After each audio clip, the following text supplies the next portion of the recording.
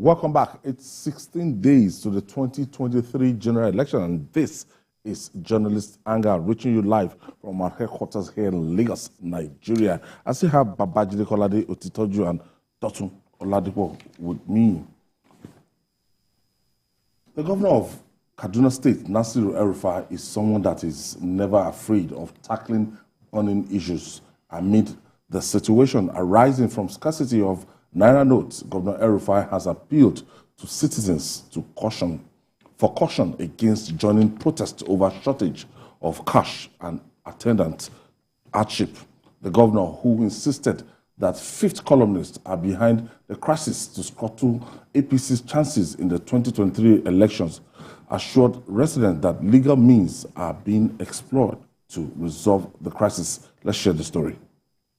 I had advanced intelligence that protests will start in Kaduna tomorrow, Wednesday.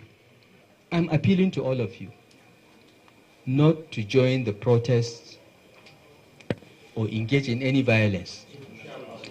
Let us know who our enemy is. Our enemy is not us.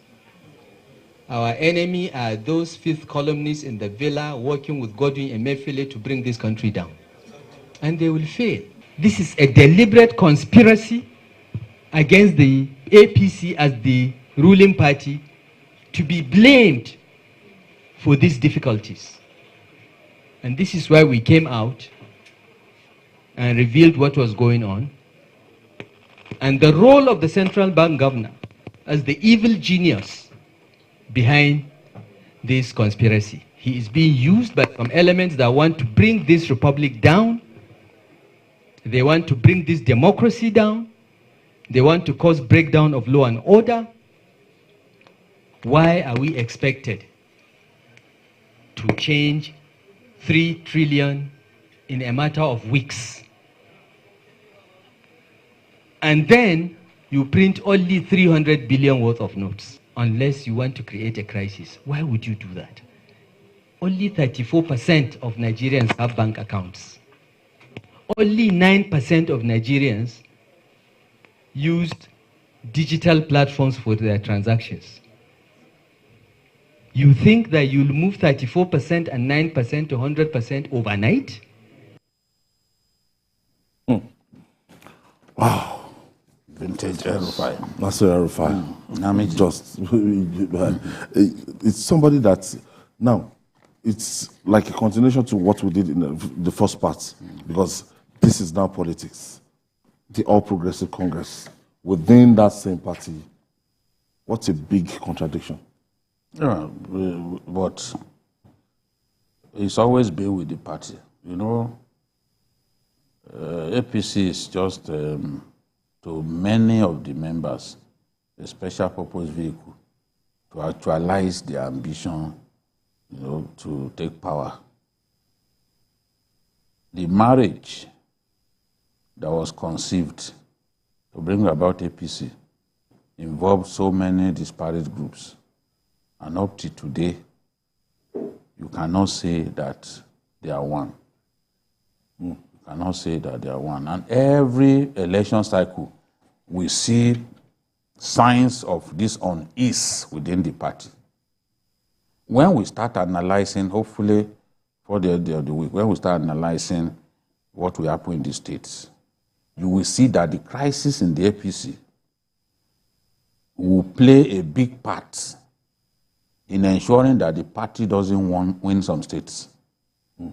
So it's not a new thing for people to be in the same party and they are pulling in different directions. But there are those, according to him, who want hardship inflicted on our people so that the ruling party can be blamed. But it's not the first time. We saw it even when President Buhari was military head of state. They did it to him. They did it to him. When they scattered Awo's library, soldiers stormed Awo's house, scattered his library. And you know what that means? Awo's supporters, people of the Southwest, will feel that their leader had been disgraced, their leader had been dishonored. They can't like that military regime that made that to happen. And when we interviewed Buhari, in his house in Kaduna, he told us that he never sent anybody to go to Awo's house. The people wanted to take over government. Were the people trying to make people hate Buhari by carrying out errands that Buhari never sent them? And that's why I'm surprised that a president who went through that as a military ruler should know today, should know by now what fifth columnist can do. And he should be able to take, appropriate steps. People will come to you as a president, lie to you that, oh, there is Naira everywhere and all that. The truth is not always evident in the manner that people relate what they think are facts. Some people are so smooth in the way they talk, but it doesn't mean that what they are saying is the truth. It doesn't mean that what they are saying is true. So the president should be able to say, and for a president too, who came from northern Nigeria, he knows that in a lot of these communities there are no banks. Out of our 774 local governments, more than 300 local governments do not have banks. So how do you deal with the situation? The governor said, work with us. There are communities where we can take bullion vans to. And then get the farmers and other poor people, let them come and let's exchange their money for them. It's not where you truly love the people. It shouldn't be something difficult to do. Because they don't have banks. And they are scared to travel with their hard-earned money, traveling for up to 2 hours to get to the nearest bank. Even when you assume that everybody must deposit their money in their accounts, you are imagining that every Nigerian has bank accounts. When you said, okay, it is only through ATMs that you will be dispensing money, they should not give people new notes through the across the counter. You fail to realize that there are no more than 20,000 ATM galleries in our country. I mean, what is the meaning of this? When you now saw that system, that policy had failed, you then said, okay, from now on, you can give people 20,000 Naira across the country. Are you the owner of their money? That you are setting this kind of limits that they cannot, they must not give people more than 20,000. And some are even giving people, in spite of that, they are giving people 1,000. 1,000. I became skeptical about this policy when the Minister of Finance was even saying that she's not aware of the whole thing, and it was like a kind of alliance between the CBN governor and Mr. President, and Mr. President is saying everything Emefiele is doing. He has my backing and every endorsement. Now the ripple effects days after now. At least Mr. President should have people to give him feedback that all is not well across the country. If he asks, we will give him. Well, that's if they are not telling you. Mr. President should hear now. If the right people are speaking with him. At least he met with some governors some days back. And those ones gave him the true picture.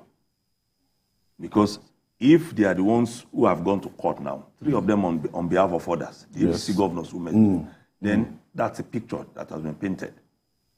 But thinking that it is possible to ride roughshod over people on this matter is going to be difficult.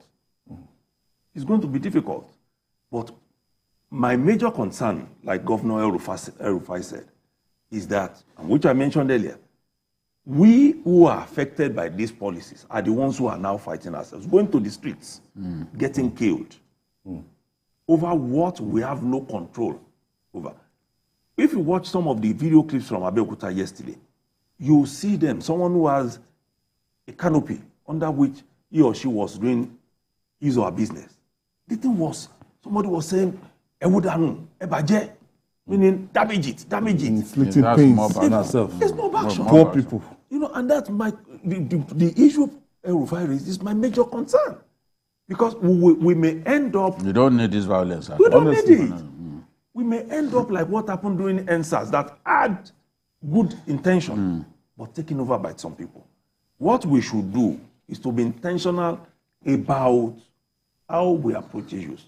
We shouldn't be going to banks, burning banks, beating up staff. We have among those people who People are just taking out their frustration. Taking out their frustration on other people, on people who are even their own brothers and sisters. For instance, you have a bank in Ikorodu, a small community. You must have some people who stay in that community who are working there. You know them physically. You know them. So why are we inflicting pains on ourselves? Why don't we tackle the issue? But you see, the thing is, that's why you shouldn't push people to the wall to resort to violence, because it doesn't pay anybody at all. You saw when it happened in the US too. Yes. People were France, looting department stores and all that. This is the way of the mob. Because why is it called the mob? Nobody's in charge. It becomes unreasonable. Nobody can stand in front of them and say, "Oh yeah, everyone, what they stop." No, they won't listen. Everybody is just going in some direction, destroying what they can lay his hands on. That's the thing. So, and that's why efforts must be made to end this suffering, this madness. Because a situation in which somebody has so much money in the bank and his children are starving, he can't find money to feed his children, it's madness. It is, really. I don't know how else someone can describe it. With so much money. This is Abeokuta yesterday now. Yes.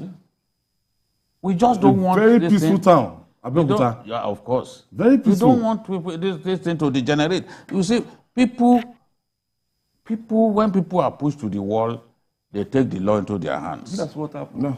That's what Hunger. And it can Poverty. even lead to frustration. bloodshed. Yes. We don't want to see that. I'm happy that the boy who was shot, the boy is alive. The police have confirmed. They said it was just like, he had 20% chance of surviving when they got to him, when they brought him to the hospital. And they gave him 6 pints of blood. You can imagine how much blood that boy had lost. They gave him 6 pints of blood, and now he's fairly stable. We pray that the boy will fully recover, because we don't need this. The poor people in our country, they've seen enough. They've borne so much already. Inflation Sacrifice. Yes, they sacrifice a lot. A lot. Unemployment rate, 33%. That's why when you speak of 130 million poor people. buying bread, so Yes. 2 years back for 250. and then you are buying it for It's and 1,200. salary has not changed. It Yet has not inflation changed. is overtaking the salary, the amount in your But hand. people are still enduring. You find people earning as much as 1.5, 2 million naira a month, leaving the country. Yes, And they you want know, to live. They want to live in leaving the country a better broke. place where things work. Nobody could have imagined, even in December, that things would be this bad. That people who earn over $1 million a month will be begging their colleagues for 5,000. Honestly. Is that bad? 5,000 naira, please, can you give me 5,000? Is that bad for our people? Children want to go to school, no money to give them to go to school. You know? And in this, somebody was on the queue and he dropped dead.